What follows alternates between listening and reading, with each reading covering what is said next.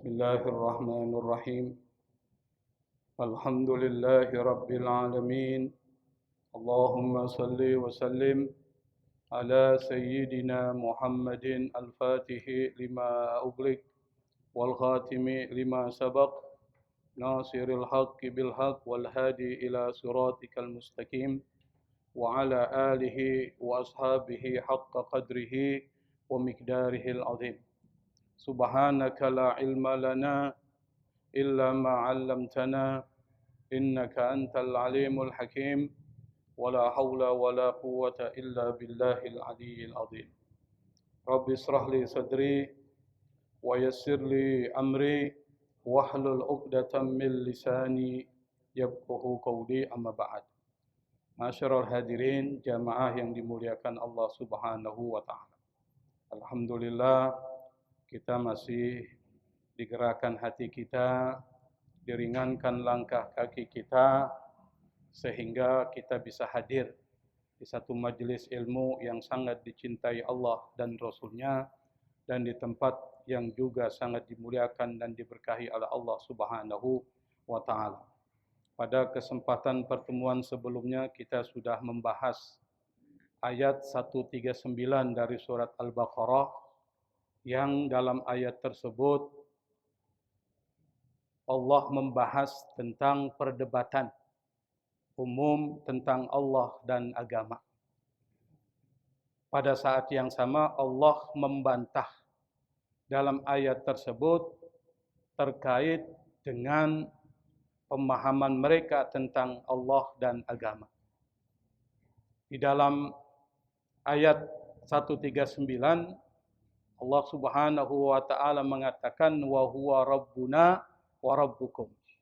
Tuhan yang kamu klaim adalah Tuhan yang sama dengan kita. Rabbuna wa rabbukum. Allah itu adalah Tuhan kami dan Tuhan kalian. Tapi dalam soal perbuatan, lana a'maluna wa lakum a'malukum. Kalian akan mendapatkan apa yang kalian lakukan dan kami akan melakukan apa yang kami lakukan. Mendapatkan apa yang kami lakukan. Itu ayat 139. Ayat ini pada dasarnya adalah berbicara tentang prinsip 139.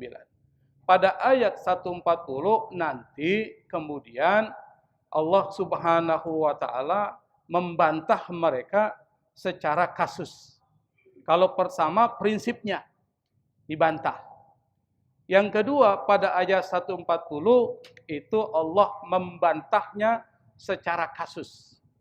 Jadi berpikir dengan cara Allah itu adalah prinsip dulu diperkuat.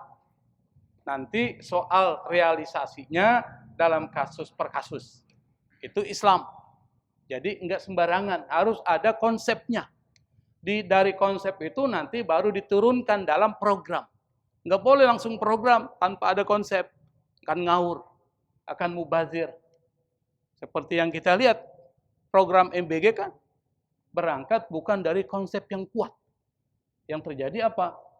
Banyak uang yang keluar mubazir, yang seharusnya itu bisa diarahkan ke program-program lain yang mendesak. Apa? Pendidikan gratis, apalagi fasilitas sekolah, dan lain sebagainya. Itu tanpa konsep, kita udah diajari Pak, prinsip dulu. Nanti baru pada kasus per kasus. Dalam ayat 140 surat Al-Baqarah Allah Subhanahu wa ta'ala berfirman, A'udzu billahi minasyaitonir rajim. Bismillahirrahmanirrahim.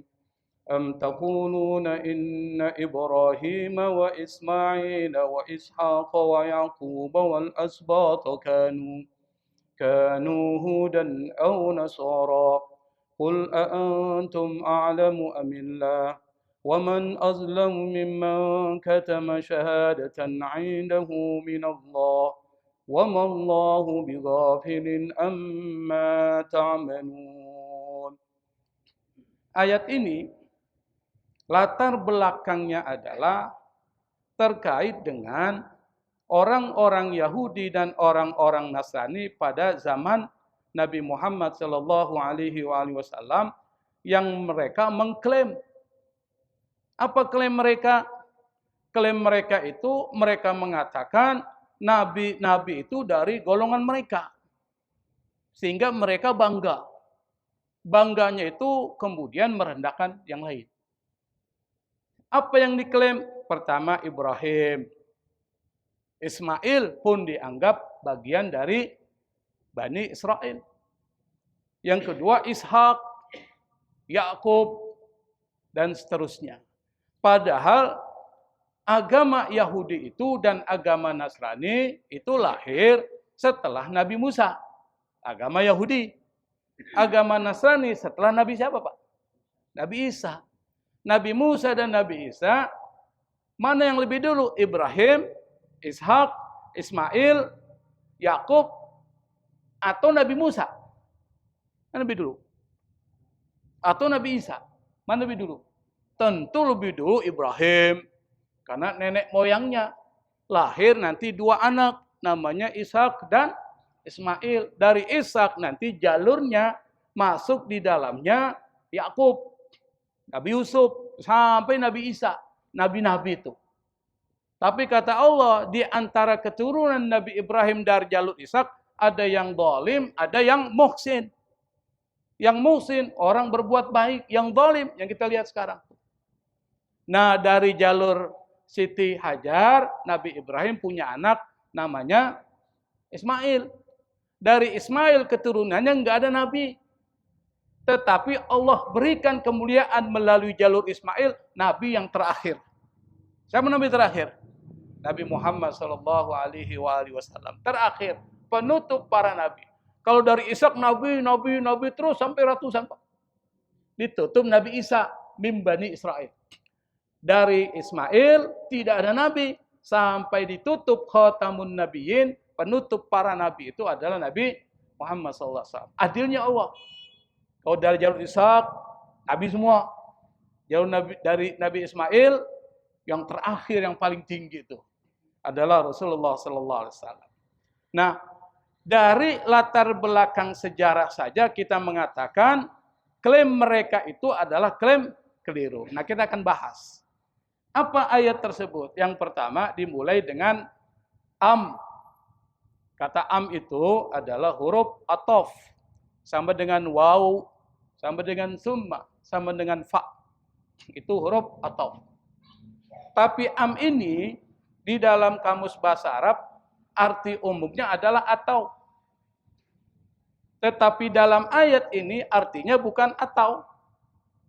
Karena am di sini adalah disebut dengan am munqati.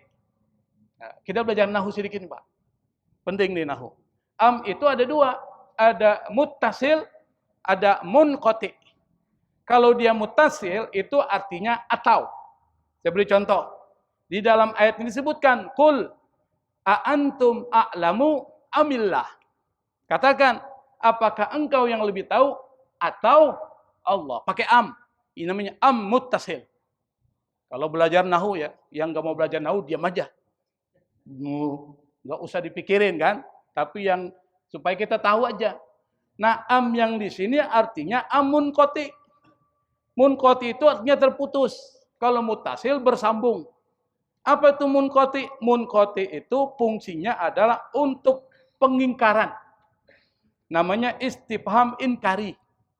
Yang kedua untuk mencela. Mencela siapa? Mencela klaimnya orang-orang Yahudi dan Nasrani terkait dengan nabi-nabi itu dianggap bagian dari Yahudi atau Nasrani. Yang ketiga, pembatalan klaim mereka itu. Maka kata am di sini artinya bal. Karena dia terputus, terpisah. Apa itu terpisah? Artinya bukan lagi atau tetapi bahkan. Am bahkan takuluna kalian mengatakan berarti ada kaitan dengan sebelumnya tapi tidak berhubungan. Ini namanya munqati. Terputus. Saya berikan contoh kalau yang muttasil begini. Aja'a Zaidun am Umar. Apakah yang datang itu Zaidun atau Umar? Pakai am. Berarti amnya muttasil tuh. Ada kaitan dengan sebelumnya bersambung. Yang ini munqati artinya bukan atau tetapi adalah bahkan. Bahkan taquluna, kalian mengatakan. Ini dibantah. Kalian mengatakan inna Ibrahima, bahwa Nabi Ibrahim. Siapa lagi? Wa Ismaila wa Ishak. Kenapa disebut Ismail dulu baru Ishak? Kenapa? Karena yang lahir lebih awal Ismail. Dari Siti siapa? Siti Hajar. Nanti baru lahir Nabi Ishak setelah proses kurban terkait dengan Nabi Ismail. Allah balas kepada Nabi Ibrahim karena kecintaannya kepada Allah sampai anaknya dia berani kurbankan, Pak, tanpa ragu, tanpa membantah, tanpa mengatakan kenapa harus anak saya dikurbankan. Orang beriman nggak pernah mengatakan kenapa ya Allah, nggak. Kalau ini perintah sudah jelas, laksanakan. Seperti tentara. Kalau komandonya udah jelas, dipahami perintahnya, jalankan. Itu Muslim. Nabi Ibrahim langsung menjalankan perintah Allah. Untuk menyembelih Ismail, apa hadiahnya? Hadiahnya adalah Allah berikan anak dari Siti Sarah, namanya Ishak. Dari Ishak Allah berikan lagi kepada Nabi Ibrahim keberkahan, keturunannya para nabi. Ada enggak sih yang dibanggakan orang tuanya, Pak? Kecuali anak-anaknya jadi orang hebat. Betul enggak, Pak? Kita punya anak nih, kita ingin anak kita orang hebat atau orang payah? Orang hebat. Mana yang lebih hebat, yang lebih sukses? Nabi, Rasul, atau dokter, atau insinyur? Mana, Pak? Nabi lah. Dunia sukses, akhirat sukses. Kalau dokter, dunia sukses, akhirat belum tentu sukses. Insinyur, sukses dunia, duitnya banyak. Akhirat, belum tentu, Pak. Tapi Nabi dan Rasul, dunia sukses, akhirat sukses. Itu diberikan kepada Nabi Ibrahim karena kecintaannya kepada Allah Subhanahu wa Ta'ala. Diklaim oleh orang-orang Yahudi dan Nasrani sebagai Hud au Nasara. Kita lanjutin. Ishak, anak Nabi Ibrahim. Dari Ishak nanti lahir salah satu Nabi. Ishak punya anak banyak. Tapi di antara anak-anak Nabi Ishak itu yang jadi Nabi Yakub. Yakub punya anak banyak. 12. Yang dari itu muncul kata Bani Israel. Jadi Bani Israel itu anak-anaknya Nabi Yakub. Nanti dari Bani Israel ada nama anak dari Lea, namanya Yahuda. Dari Yahuda ini nanti akan muncul kabilah namanya Yahudi. Bisa dipahami, Pak ya? Yahudi nanti jadi dua. Menjadi satu kabilah, bangsa. Yang kedua menjadi agama. Maka muncullah agamanya apa? Yahudi. Padahal Yahudi itu diambil dari kabilah. Kabilah anak dari Nabi siapa? Nabi Yakub. Maka kita katakan Ibrahim, Ismail, Ishak dan Yakub, mereka mengatakan ini keturunan atau agamanya Hud, apa itu? Yahudi. Atau agamanya Nasrani. Wal asbat. Asbat itu artinya dari kata sibtun, cucu. Maka keturunan dari Nabi Yakub itu cucunya disebut dengan asbat. Cucunya. Nah, asbat ini nanti ada yang jadi nabi-nabi, asbat. Keturunan siapa? Keturunan dari cucunya Nabi Yakub. Berarti anaknya dari siapa? Dari 12 anak Nabi Yakub. Nah, cucu Nabi Yakub disebut dengan asbat. Asbat. Asbat siapa? Nanti akan muncul Nabi Sulaiman. Bukan Ustadz Sulaiman, Nabi Sulaiman. Punya bapak namanya Nabi Daud. Nanti Nabi Sulaiman punya anak tuh. Itu namanya asbat. Sampai Nabi Isa masuk kategori asbat. Keturunan Nabi Yakub dari Ishak dari Ibrahim. Kanu mereka itu dulu. Kalau kanu itu zaman lampau. Kalau kana lagunya Mansur S.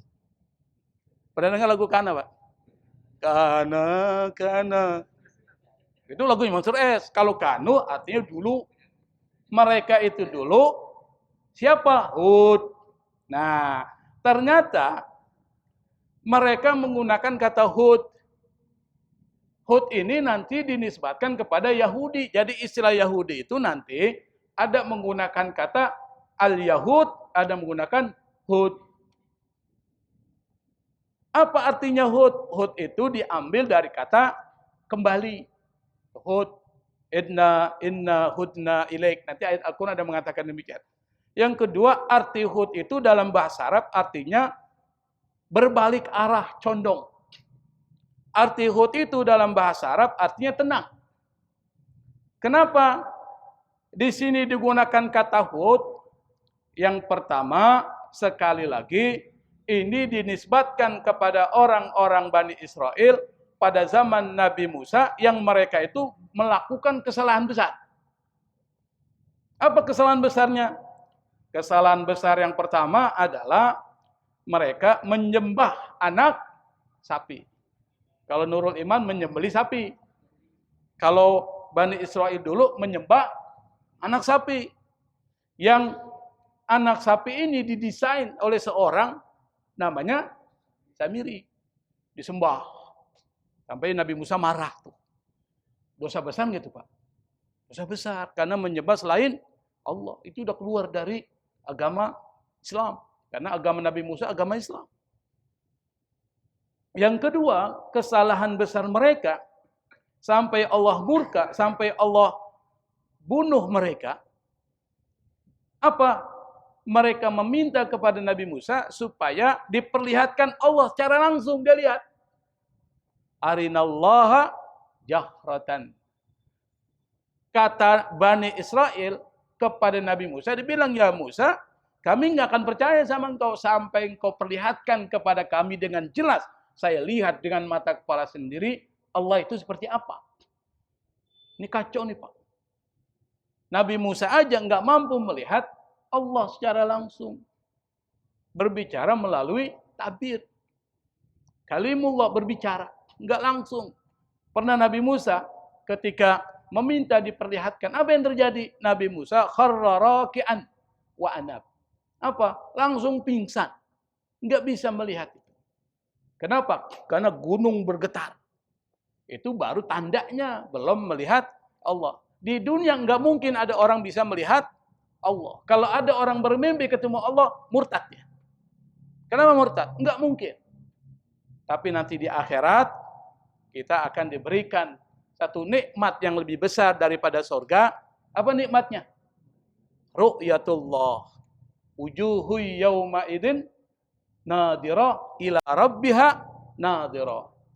Wajah kata Allah nanti di akhirat orang-orang beriman wajahnya nadira, berseri-seri, senang, bahagia, nggak ada susah, nggak ada gelisah di surga, nggak ada gelisah, karena udah dicabut rasa gelisah dan rasa dendam benci dicabut.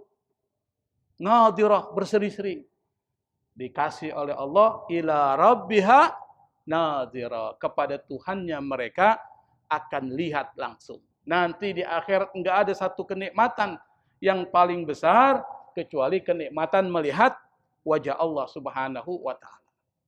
Karena Allah yang punya surga.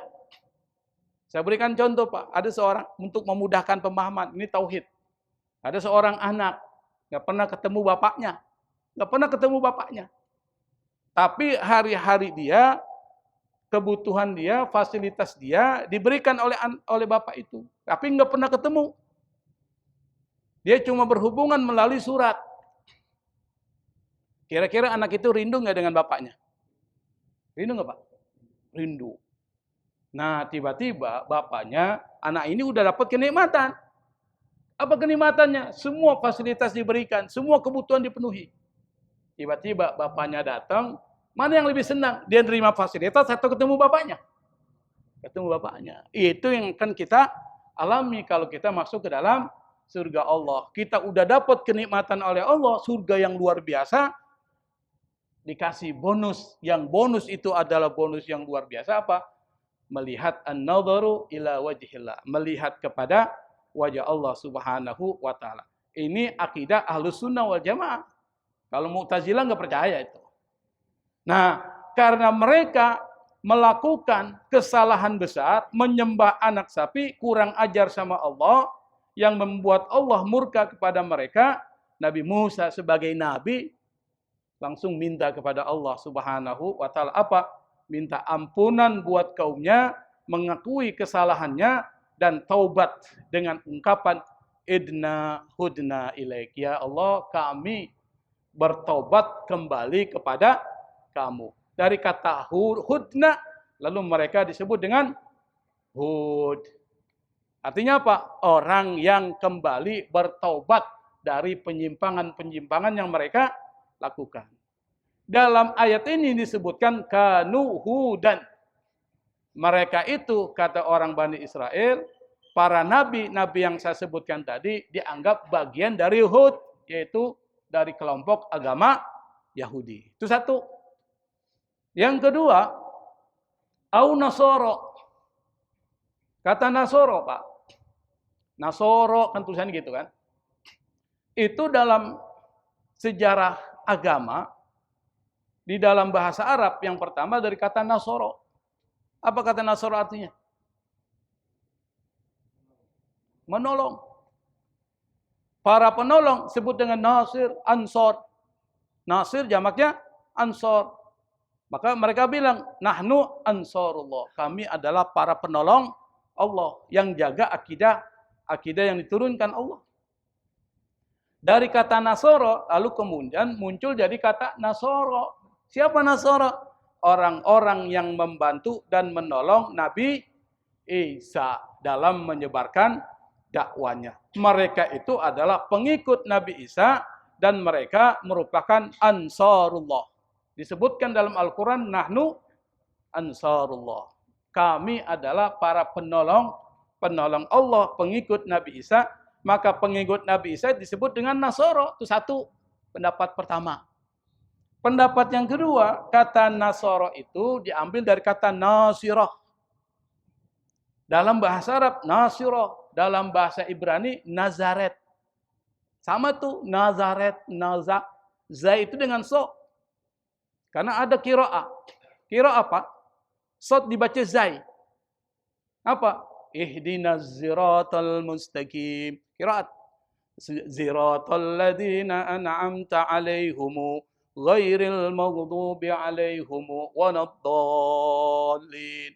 Bukan qiraat kita yang baca itu. Kalau qiraat kita hafaz, itu ada qiraat lain. Jadi sod jadi zai. Di sini nasar jadi Nazaret. Apa itu Nazaret? Nazaret itu tempat Nabi Isa dilahirkan dan dibesarkan. Nazaret. Maka muncul tuh ada grup musik. Ya, grup musik barat. Kalau Bapak pecinta musik barat, ada grup musik namanya Nazaret. Itu dari kata tempat Nabi Isa dilahirkan dan dibesarkan. Tapi kemudian kata Nasoro ini dalam perkembangannya berubah menjadi Kristen. Dalam Al-Quran nggak disebutkan Kristen. Itu ditolak Kristen tuh. Dianggap salisu salasa. Trinitas. Kata Kristen itu dalam sejarahnya adalah muncul nanti setelah wafatnya Nabi Isa beberapa ratus tahun berikutnya. Yang ajaran-ajaran itu seringkali berbeda dengan ajaran yang dibawa oleh Nabi Isa. Apa perbedaannya? Banyak, Pak. Nabi Isa mengatakan, saya utusan Allah. Orang-orang Kristen mengatakan, Nabi Isa adalah Tuhan. Atau anak Tuhan. Maka muncullah konsep yang disebut dengan Trinitas. Taditu salasa. Laqad kafaral ladzina qalu innallaha tsalitsu tsalasa. Islam jelas mengkritik. Laqad pakai lam dan qad, huruf taukid dua dipakai. Kafara, kafir. Siapa? Orang-orang yang mengatakan Tuhan itu terdiri dari tiga. Tsalitsu tsalasa. Satu dari tiga atau tiga. Menjadi satu kesatuan. Sampai sekarang bingung mereka jelasin. Karena bingungnya banyak orang keluar dari Kristen karena persoalan Trinitas. Kalau dia ikut Nabi Isa, nggak ada masalah. Tuhannya sama dengan Tuhan kita. Kalau sama dengan Tuhan kita ikut Nabi Musa, otomatis dia akan menjadi seorang Muslim. Otomatis. Nah, berikutnya disebutkan bagian yang kedua, itu bagian pertama. Dibantah oleh Allah. Secara sejarah saja sudah keliru mereka itu. Apa kelirunya? Mana yang lebih dulu Ibrahim, atau Nabi Musa, atau Nabi Isa? Karena Nabi Musa setelah itu muncul agama Yahudi. Nabi Isa setelah itu muncul Kristen. Mana lebih dulu? Ibrahim. Berarti secara historis, secara sejarah, mereka itu sudah batal dengan sendiri. Apalagi dikaitkan dengan Ismail, Ishak, dan Yakub. Maka klaim mereka bahwa para nabi-nabi itu adalah agamanya Yahudi dan agamanya Nasara, itu batal dengan sendirinya secara sejarah. Itu satu. Yang kedua, Allah bantah dengan kalimat kul antum a'lamu amillah. Di sini ada am lagi. Ini namanya am muttasil. Kul, katakan ya Muhammad kepada mereka, antum a'lamu amillah. Apakah kamu yang lebih tahu atau Allah? Kalau bahasa kita, so tahu ente. Tuh, bahasa kita begitu. Ente so tahu. Enggak ada ilmunya kok ngomong tentang itu. Kan banyak orang-orang so tahu sekarang, Pak. Banyak enggak, Pak? Enggak ngerti agama, ngomong tentang agama. Sesat semua. Apalagi sekarang di dalam televisi yang diambil bukan ulama, tetapi ustadz entertainment. Yang penting bisa menghibur. Iklan masuk. Ternyata apa yang disampaikan seringkali keliru. Apa? Nggak bisa bedain mana kodok, mana kosor. Satu tuh. Ada yang begitu. Ada juga ustadz, nggak perlu saya sebut namanya. Dibilang di surga nanti ada pesta seks. Bayangkan, Pak. Ustadz. Menurut ente keliru nggak? Kok bahasanya begitu? Dia nggak ngerti tentang persoalan. Dia minta maaf. Setelah itu minta maaf. Dianggap keliru. Artinya apa? Banyak guru-guru yang so tahu. Itu maksudnya so tahu. Tampil di televisi, ditanya oleh jamaah, jawabnya so tahu. Ini dikritik. Kul, katakan, antum a'lamu amillah. Orang-orang Yahudi, orang Kristen, Nasara, ente lebih tahu atau Allah? Nggak perlu dijawab, Pak. Kenapa? Karena jawabannya udah pasti jelas. Mana yang lebih tahu? Allah. Karena Allah yang ciptain kita, Allah yang menciptakan alam semesta, dan Allah pasti memiliki sifat yang sempurna dalam ilmunya. Kalau kita ilmu kita terbatas, kalau kita mengetahui, pasti ada yang tidak kita ketahui. Sesuatu yang bersifat metafisik, nih gaib, kita nggak tahu, Pak. Surga, neraka, jin, tahu nggak seperti apa bentuknya? Kita nggak lihat. Kenapa? Memang nggak dikasih tahu. Ilmu kita terbatas, tapi ilmu Allah ya'lamu ma fis sudur. Di dalam hatimu, belum kau omong, belum kau gerakan yang terlintas dalam pikiranmu, yang terlintas dalam hatimu, Allah tahu. Bahkan Allah tahu sebelum kau ada, sampai kau ada di akhir, Allah tahu. Maka orang-orang yang model seperti Yahudi dan Nasrani adalah orang yang pakai asumsi, bukan pakai data. Ingat, Pak, kita kalau ngomong jangan pakai asumsi dan emosi. Kita bisa salahin orang semua. Tapi kalau kita ngomong harus basisnya apa? Basisnya itu adalah data dan informasi. Maka ayat ini pada dasarnya adalah ingin menegaskan bahwa Allah Maha sempurna ilmunya, dan Allah mengetahui masa lalu, masa sekarang, dan masa depan, dan Allah mengetahui apa yang terlintas dalam hati kita dan pikiran kita. Maka kita diharapkan kalau ketika melakukan sesuatu hati-hati, Pak, karena Allah tahu. Di pasar mau manipulasi harga, mau korupsi ketika di kantor, kita ingat Allah tahu. Orang mungkin nggak tahu, tapi Allah tahu. Nah, dari tauhid kita terhadap sifat Allah al-ilmu, yaitu mengetahui, maka akan muncul sifat muraqabah. Itu hubungan antara tauhid dan tasawuf. Maka tauhid penting. Imam Al-Ghazali dalam kitab Ihya Ulumuddin sebelum bahas tentang persoalan fikih dan tasawuf, dia perkuat tauhidnya dulu tuh. Namanya akidah ahli sunnah wal jamaah. panjang pembahasannya. Tapi diringkas dalam kitab Mukhtasar. Ketika kita paham tentang tauhid itu, maka akan muncul yang disebut dengan karakter. Ketika karakter bagus muncul, maka dunia lebih aman. Dengan orang-orang yang tauhidnya kuat. Yang kedua, di sini bisa disimpulkan, ente kalau ngomong harus pakai ilmu dong. Kenapa? Karena orang yang mengklaim seperti orang Yahudi dan Nasrani itu nggak ada ilmunya. Mengatakan Ibrahim, Ismail, Ishak agama Yahudi atau Nasrani. Kira-kira ada ilmunya nggak? Dia nggak ngerti ilmu sejarah. Nggak ngerti ilmu tentang akidah. Nggak ngerti ilmu tentang sosiologi. Maka ketika kita berdasarkan ayat ini, kalau bicara harus basisnya ilmu. Ilmu itu maksudnya apa? Dicapai melalui data dan informasi yang valid.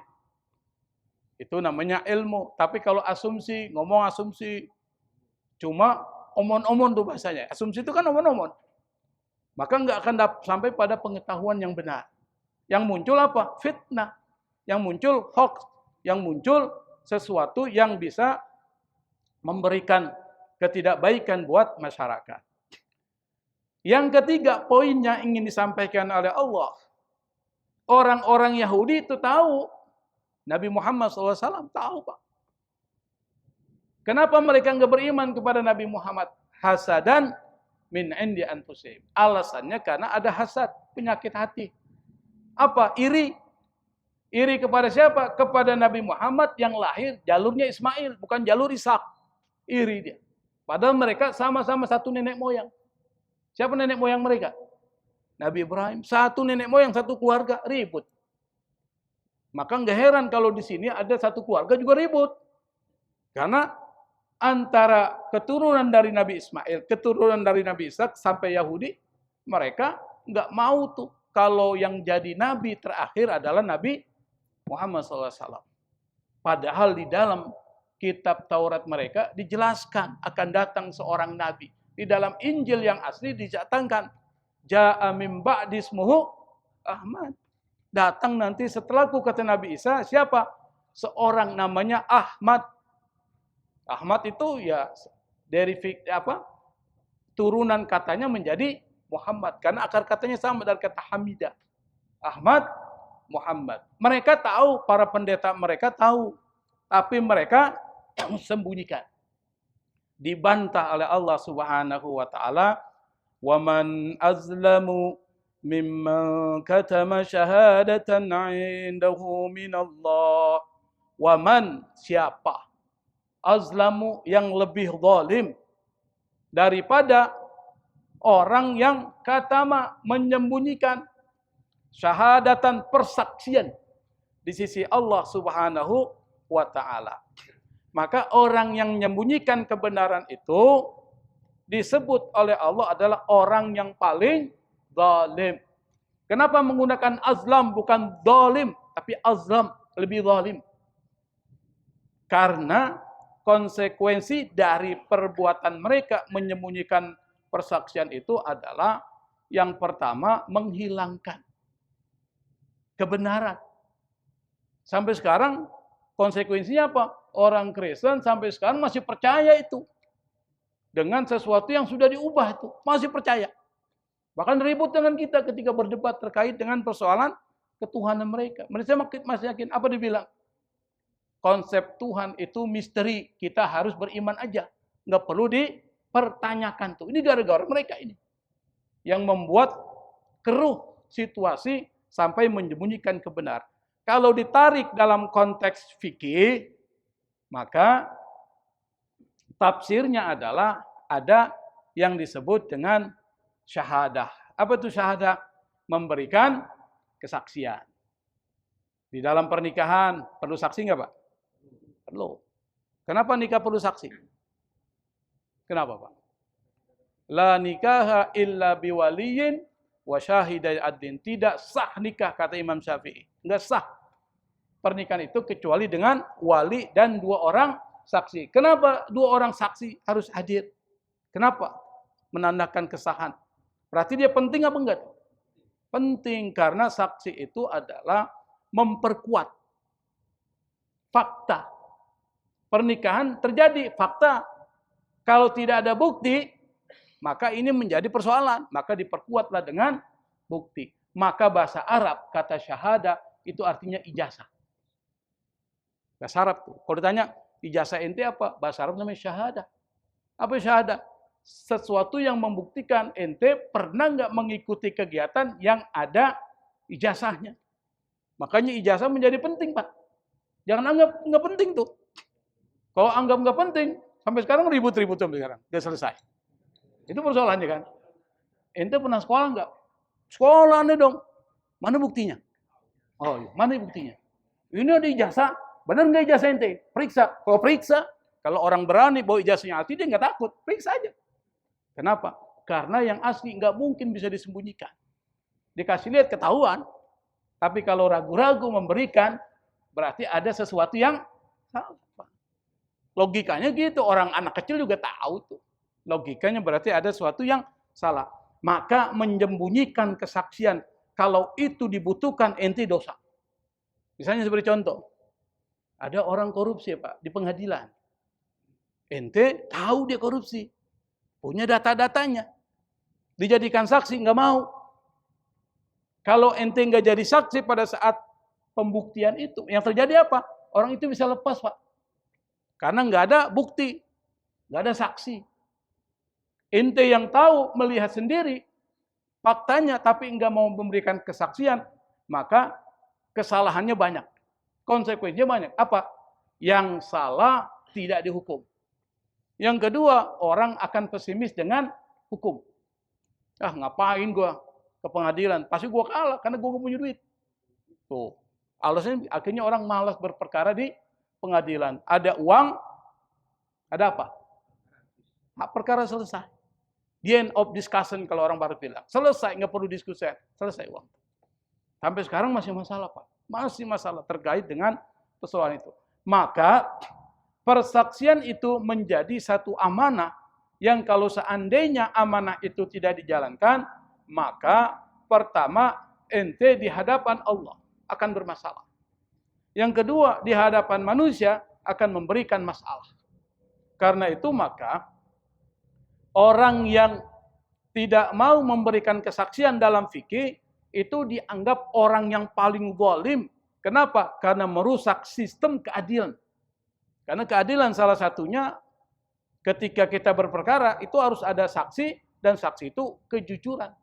Maka dalam pernikahan yang dibutuhkan nggak cukup satu. Berapa saksi? Syahidain.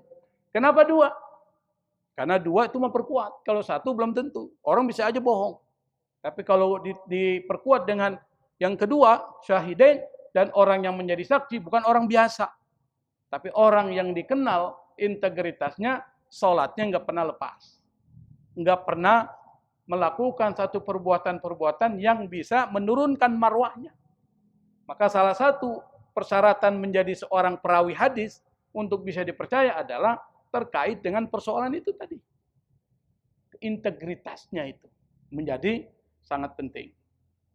Nah, terakhir ditutup oleh satu ayat, yang ayat ini secara teologis adalah ayat penting yang ingin mengatakan kepada kita apapun yang kalian lakukan, Allah enggak pernah lalai. Allah tahu. Apa? Wa mallahu bighafilin amma ta'malun. Allah tidak pernah lalai, selalu memperhatikan amma ta'malun, apapun yang kalian kerjakan. Artinya apa? Semua yang kita lakukan itu akan dilihat dan dibalas. Makanya diperkuat oleh satu ayat yang sering kita baca. Wa may ya'mal misqala dzarratin khairan yara wa may ya'mal misqala dzarratin syarran yara. Barang siapa yang melakukan kebaikan meskipun sebutir atom, darrah. Darrah itu kalau dalam bahasa biologi namanya partikel terkecil. Kita sebut dengan atom nuklir. Atau dalam bahasa yang lebih kerennya itu. Kita nggak bisa lihat atom yang terkecil, Pak. Kalau kita lakukan kebaikan meskipun sekecil atom saja, seperti nuklir, maka itu Allah lihat, Allah akan balas. Begitu pula ketika kita melakukan keburukan meskipun sebutir atom, pasti Allah akan balas. Allah tidak pernah lalai. Kenapa? Karena ilmu Allah mencakup semuanya. Alimu ma fis samawati wa ma fil ardi. Alimul ghaibi wasyahada. Yang gaib, yang tidak gaib Allah tahu. Ilmu Allah mencakup semuanya. Yang tampak dan tersembunyi, yang kecil maupun yang besar, bahkan niat di dalam hati kita Allah tahu. Makanya karena Allah enggak pernah lalai terhadap apa yang kita lakukan, maka di dalam ilmu tasawuf kita harus mengembangkan sikap selalu diawasi oleh Allah. Namanya muraqabah. Sikap selalu diawasi oleh Allah Subhanahu wa taala. Dari kita meyakini sifat al-ilmu dari Allah Subhanahu wa taala, maka akan lahir satu sifat dan karakter yang bagus. Kalau kita memiliki karakter itu, maka kita akan sukses. Apa? Selalu merasa diawasi oleh Allah Subhanahu wa taala. Dimanapun kita berada, kalau kita merasa Allah ngawasi kita, maka yang terjadi apa? Kita enggak akan melanggar larangan-larangan. Atau kita akan menghindari pasti larangan-larangan dari Allah Subhanahu wa taala. Di pasar mau bohong nggak jadi. Di kantor mau manipulasi nggak jadi. Kenapa? Kita bilang Allah selalu ngawasi kita. Oleh karena itu maka dari ayat ini, ayat 140, banyak nilai yang kita bisa pelajari. Apa? Yang pertama yang kita pelajari dari ayat ini adalah bahwa sejarah penting untuk mengukur satu kebenaran sejarah. Maka belajar sejarah menjadi penting.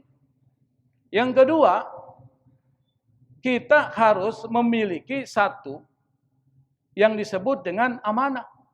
Apa amanah?